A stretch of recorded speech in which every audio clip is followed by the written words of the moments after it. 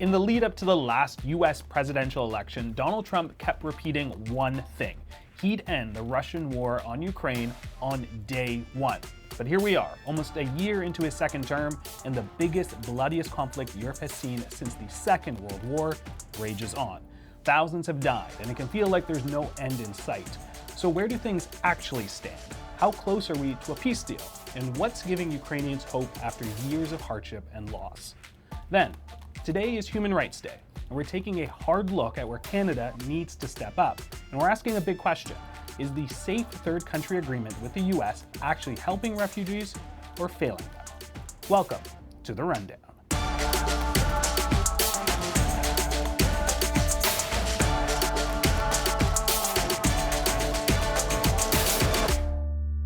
Oleksandra Matviychuk is chairwoman of the Center for Civil Liberties, the same group that won the Nobel Peace Prize in 2022. Since the Russian invasion, she's been raising awareness of war crimes and other human rights abuses. I sat down with her to talk about democracy, diplomacy, and the role Donald Trump is playing in peace talks. Oleksandra, thank you so much for taking the time. How are you today? I'm fine. Thank you for invitation. Recently, we have seen a flurry of diplomatic efforts to bring a peace deal between Ukraine and Russia. Yet you recently wrote a piece titled "Transactional Diplomacy Cannot Bring Peace to Ukraine." What do you mean by transactional diplomacy? I mean that when you based your political decision only on geopolitical interests, even if you benefit in the short term, we will all await for catastrophe in the long term. And that's why we must base our decision not only on geopolitical interests, but on human rights and freedom. In terms of the negotiations that are happening right now, what do you think is missing from those? If it's not transactional diplomacy, what should they be focusing on? Look what's going on. Recent months, we heard a lot about natural minerals, Russia's territorial claims, geopolitical interests, even about Zelensky's youth. But we didn't hear about people, and it's not okay. We still have no idea what will be with more than 20,000 Ukrainian children separated with their families and illegally deported to Russia. What will be with thousands and thousands illegally detained civilians, men and women, as well as prisoners of the war, subjected to horrible torture and sexual abuse daily? And what will be with people in Russian occupation in general? We speak about millions of people who live in gray zone. They have no tools how to defend their rights, their freedom, their property, their life, their children, and their beloved ones. So we must return human dimension into negotiation process, because without human dimension, we will never find a path to sustainable peace. Were you surprised that US-Russia talks were unable to secure a deal with Ukraine? No surprise, because Putin doesn't want peace. Putin started large-scale war not just to occupy more part of Ukrainian land. It's not the war for Avdiivka or Bakhmut. Majority of Russians can't find these tiny Ukrainian cities in the map. Putin started large-scale war because he wants to occupy and destroy the whole Ukraine and move further. He sees Ukraine as a bridge to Europe. His logic is historical. He dreams about his legacy. He wants to forcibly restore Russian Empire. So in order to make Putin stop, it's not enough to roll in a red carpet. We must demonstrate strength to make Putin understand that it's impossible for him to achieve his goal. You were part of a group that started an initiative called Tribunal for Putin.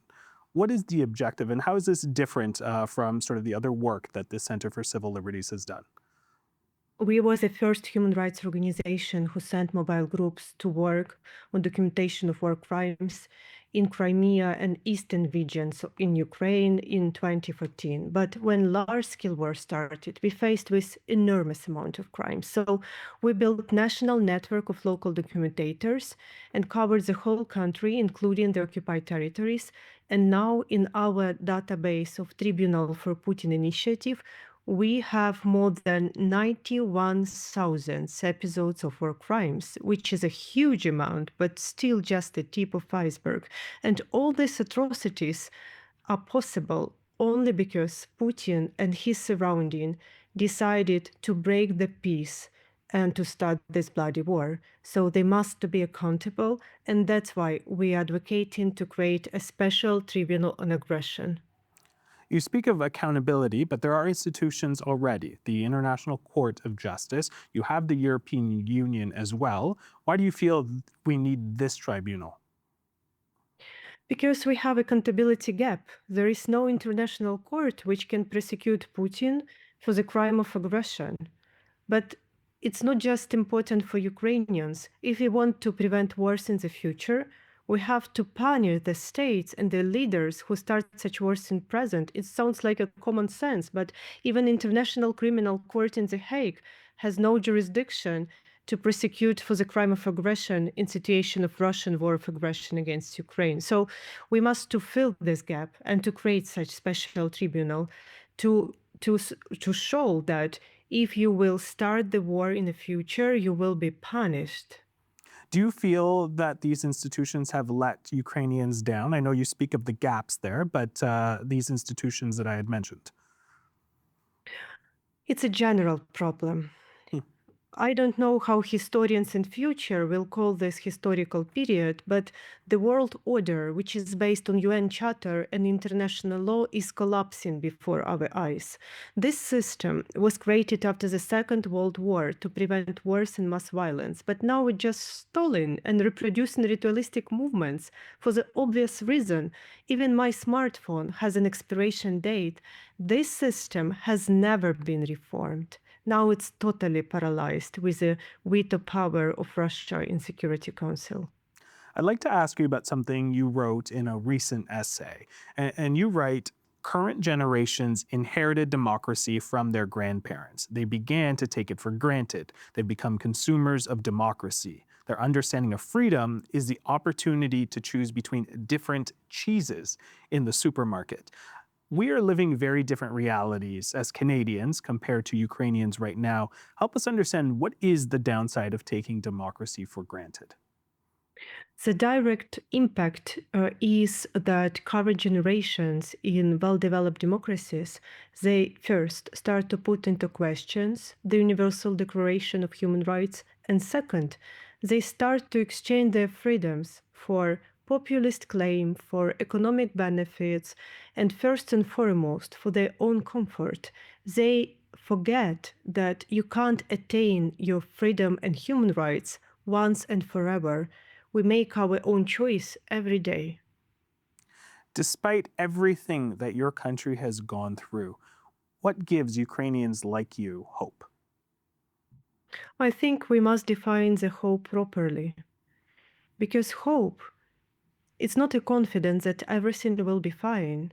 Hope, it's a deep understanding that all our efforts have a huge meaning. And I know from my own experience being a human rights lawyer in situation when the law doesn't work, that when you can't rely on the international system of peace and security, you can still rely on people.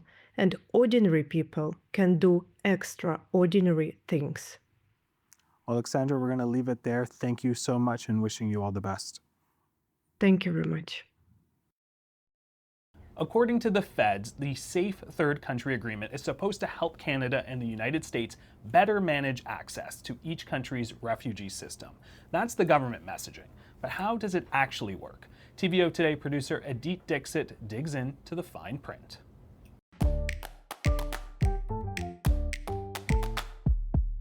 There's a quiet rule between Canada and the US that decides what country a person fleeing danger has to ask for safety in. It's called the Safe Third Country Agreement, but what is it exactly? It's supposed to limit the ability of asylum seekers to claim asylum in Canada if they pass through the United States. It meant that if someone reached the Canada-US border, the first country that they came through would be the country that would take on their protection claim, unless they qualified for an exception. So if someone arrives in Canada first, Canada is responsible for hearing that claim, but if they arrive in the US first, then the US is responsible for hearing that claim. This was in many ways a Canadian-driven agreement, seeking to slow the number of people coming from the United States to Canada. The agreement came into force in 2004, and it was controversial even then. One of the reasons why something like the Safe Third Country Agreement may have appealed to policymakers and politicians was because of concerns about the overwhelming of Canada's asylum system. The number of arrivals in Canada is fairly minor compared to that of major refugee accepting states. It really is premised on the idea that refugees can get fair and equal treatment and access to protection in both countries which signed that agreement, which is to say Canada and the United States. If either countries were to become hostile to refugees, it would defeat the principle of the agreement entirely. That's what some refugee groups are saying is happening right now under Trump. Canada and the United States have very different refugee determination systems, and we're really seeing the acceleration of this under the Trump administration, but not only. The United States cannot genuinely be considered a safe country for refugees. Their level of protections are much lower. They have many more barriers to becoming a refugee. And so the US and the Canadian system are not really that comparable. The reason why Canada signed the Refugee Convention was because it recognized the moral imperative to help people in need, to help people fleeing their homes because of state persecution, because of civil war, because of other drivers of displacement. So the flip side to the idea that Canada could be overwhelmed is, well, why aren't we putting more resources into making sure our system works better? So how close are we to the world imagined in the Universal Declaration of Human Rights? That's the question Alex Neve grapples with in his new book, Universal: Renewing Human Rights in a Fractured World. He's the former Secretary General of Amnesty International Canada. I talked to him about whether this country is doing enough to promote human rights globally and here at home, and why he thinks the Safe Third Country Agreement needs to go. To start us off, when we talk about universal human rights, are we all using the same definition? We probably aren't all using the same definition, but we absolutely could and should be using the same definition, because there is one fount to look to, and that is, and many people will have heard of it, the Universal Declaration of Human Rights. Takes us back to 1948 at the United Nations, and think about that moment in history. It's a pretty raw, turbulent, fearful time. We've just been through the carnage of World War II. We're trying to understand and cope with the absolute utter horror of the Holocaust. And governments come together. First, they create and establish the United Nations, and in that, amongst other things, set protecting and respecting human rights as one of the primary purposes of this new world body. That had never been done globally before. And then a few years later, in 1948, drafted and adopted the Universal Declaration of Human Rights. And I think it is, as we intuitively would imagine the word universal means. And that is, it's something for you and for me. It's something for all of us, for everyone, everywhere, and no matter what, at all times. That's the sense of universality, that it's something transcendent, that extends to everyone and everywhere, and always matters. In your book, you write that this isn't universality's finest hour. Why do you say that? And every time I say that, everyone just generally nods their head. I think people understand that we have this broken, fractured world around us. Certainly, the mass atrocities that seem to be picking up pace, and we've got genocide unfolding in Gaza. We've got Russia's invasion, illegal, unlawful invasion of Ukraine. We have a devastating humanitarian and human rights crisis in the midst of civil war in Sudan. And then there's Afghanistan, and there's the Rohingya crisis, and there's Venezuela, and on goes the list. We've got the climate crisis, which I think that sense of this not being universality's finest hour could not be more urgent when we think of the climate crisis, because here we've got something that is actually challenging our very survival, our planet's very survival. We've got the rise of hate, disinformation, lies, divisiveness, polarization. And it permeates our politics, it permeates society. I think in many respects it feels like we're becoming fearful of one another. We don't know how to talk to one another. Where does that leave us when it comes to something like universality? And the list can go on, but that's just a sense of how fractured this world is right now. Alex, you were the Secretary General of Amnesty International Canada for 20 years. How would you respond to those who are, at the moment, with the examples that you've given, are quite skeptical of how much human rights organizations can actually move the needle? First, I would say that everyone who has their doubts has every reason to be doubtful and skeptical. Just look around us. Of course, we have so much human rights challenge and crisis in our world. Why wouldn't all of us, including those of us who are human rights activists, be filled up with that? I would certainly want people to be assured, and maybe let's use 1948 to now as our kind of time span. There has been enormous progress. I mean, we're focusing on this fractured, deteriorating world and the collapse of the international rules-based order, etc. But from 1948 to 2025, there has been immense human rights change in our world, everywhere, and we can't protect that. Even to start with something like the equality rights of women, to imagine where we were everywhere, certainly here in Canada in 1948 compared to 2025. The equality rights of the 2S LGBTIQ plus community. There's enormous progress that has enshrined human rights meaningfully in constitutions and laws. All of that progress, always important to note, has come from the people, from communities, from struggle, from rights holders who have pushed the dial and the needle. The reason that we still have this sense of failure is we've not truly embraced what universality is all about. It's the first word in that declaration, Universal Declaration of Human Rights. It was really supposed to be all about that.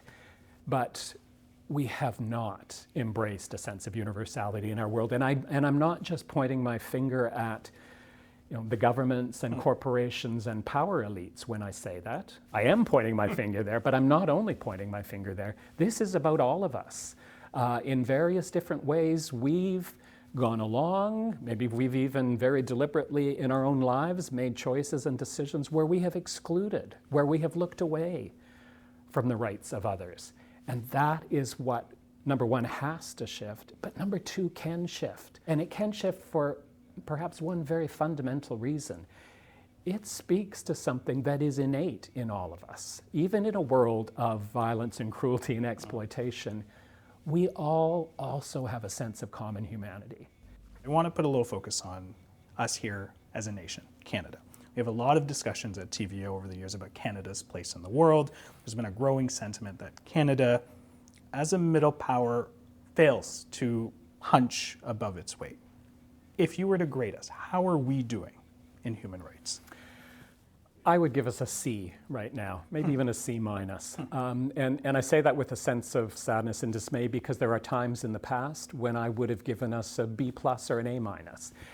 Because I think Canada has had some notable contributions to the world stage. You think back to the late 90s, early 2000s, for instance, when Canada led in banning landmines, in protecting child soldiers, in establishing the International Criminal Court. Huge breakthroughs that the legacy of which are still with us today. But you really have to look that far back. That's 25 plus years now for those golden moments. And so, yes, we are now punching, if maybe back in those days we were punching a bit above our weight, I would say we're now punching below our weight.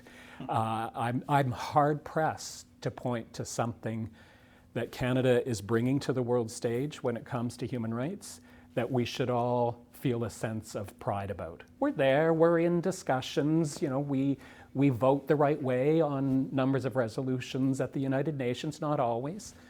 We're not leading the charge. We're not using our political and diplomatic capital to advance a bold new human rights initiative at a time when we are desperately in need of such. And And we can be that. We have been that in the past. And there are other countries, countries that don't have the heft and influence that Canada does. You know, people talk a lot about what Norway does in sort of global human rights and humanitarian spaces, with, I don't know, about a tenth the population of Canada. Ireland, Spain, you know, a lot of people have been noticing the courage and conviction of those countries and others, for instance, in speaking out about genocide in Gaza, for instance, whereas we get timid and tie ourselves up in knots, won't use the language, you know, we abstain from resolutions rather than supporting them. That's not good enough. It's never been good enough. But right now, when universality is so frayed and needs not just support, but champions, Canada needs to be there. I want to talk relations. Canada has been doing a lot of re-examining about our relationship with our neighbors to the south. Is there an opportunity for us to get back to those early days, perhaps chart our own course on human rights? So obviously with the Trump administration, we do not have a partner when it comes to human rights, quite the opposite. We have a longtime ally that is now perhaps in many ways more than any other country in the world contributing to the decimation of this notion that the human rights promise is universal, is stripping it away from millions of people within the United States and is eviscerating the universal human rights promise on the world stage. And we're staying silent in the face of most of that. We're obviously very preoccupied with our economic relationship, and I do not underestimate that. I know how significant and important that is. This is, of course, that moment where we're needing to reach out to other partners, new partners around the world, not just to increase our trade relationship with them, but to jointly reach out and say, how do we come together to make sure that we are a bulwark for the universal human rights promise at a time when it's coming undone? Something that you talk about, safe third country agreement. For people who aren't familiar with that, what is that and why is that something that you say needs to go? So the safe third country agreement deals with refugee protection, and it's an agreement that Canada and the United States entered into over 20 years ago.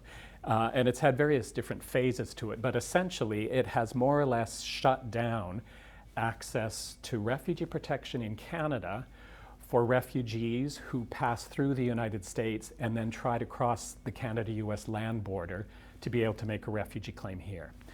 The agreement's premise is that Canada and the US both have refugee protection systems that meet international standards. I've always disagreed with that when it comes to the United States, long before Donald Trump, but nonetheless, that's the premise, such that in order for there to be a responsible, equitable approach to refugee protection, refugees should be expected to make their claim in the first country that they pass through. There have been many, many problematic chapters, even under George Bush, even under Barack Obama, even under Joe Biden when it comes to refugee protection in the United States and whether it truly does meet those international standards. But now we're in a stage where essentially, there's no other way to say it, Donald Trump has declared a full-out war on the rights of refugees and migrants in the United States. And we stay silent. We do not raise a whisper of concern about what is happening to refugees and migrants in the United States. And we continue to maintain the line, officially, cabinet ministers say this to journalists, that the fundamentals of refugee protection in the United States are still in place, therefore there is no need to revisit, let alone to scrap this agreement. That is unconscionable. It is, I think, in my mind, the most obvious example of where we could take an immediate step that at least demonstrates that we have some backbone when it comes to human rights in this very troubling time, but we're staying silent. That's a disgrace. Closer to home, there are calls on the government of Ontario to withdraw Bill 5, the Protect Ontario by Unleashing Our Economy Act. Where do we begin or start with something like that? So I'll just name two issues in particular that I think have a real Ontario-specific resonance. Absolutely Bill 5, and with that more broadly, are still absolutely lackluster would be generous, but problematic approach to where we situate the rights of Indigenous peoples in our decision-making, in our lawmaking, in our resource development, in our investment decisions. And Bill 5 is a perfect example of that. Federally, we have at least taken the step of adopting the UN Declaration on the Rights of Indigenous Peoples into federal law. That has happened provincially in one province, in British Columbia. Ontario should take that step as well, to bring that instrument domestically, directly into Ontario's provincial laws, and then ensure that things like Bill 5 are being governed by that. That absolutely would be a crucial thing to do. Another issue that I want to highlight is homelessness, which is in every way imaginable a human rights issue. From the very beginning, international human rights norms, the Universal Declaration of Human Rights, talks about the essential right to adequate housing. We obviously are falling dramatically short everywhere across Canada and around the world, in fact, but very much so in Ontario. And one of the places this comes up in a very direct way around human rights protection is how we handle the issue of people living in homeless encampments. And one of the things that's been so troubling to hear from Premier Ford's government and from a number of municipal governments across the province is their willingness to just completely run roughshod over the rights of homeless people living in encampments by using the notorious notwithstanding clause in the Charter of Rights, which is essentially the get out of jail free card for governments when it comes to human rights violations. Those are the kinds of things we need to change. All right, Alex, what are 3 concrete actions Canadians can take right now to advocate for better universal human rights? At the federal level, it is absolutely time to scrap the disgraceful Safe Third Country Agreement that we maintain with the United States that is built on the fiction that somehow all is okay for refugees and migrants in the United States right now. Secondly, here in Ontario, withdraw Bill 5, which is an assault on the rights of Indigenous peoples in this country, in this province, and simply should not go forward as law. And then number 3, I think this is very concrete. Have a conversation today with a friend, a coworker, a neighbor, a stranger on the bus, and mention universal human rights. Ask a question about universal human rights. Make it clear to someone that you care about universal human rights and encourage them to do the same. Alex, we're going to leave it there. Thank you so much for giving us hope. Thanks very much. I enjoyed the conversation.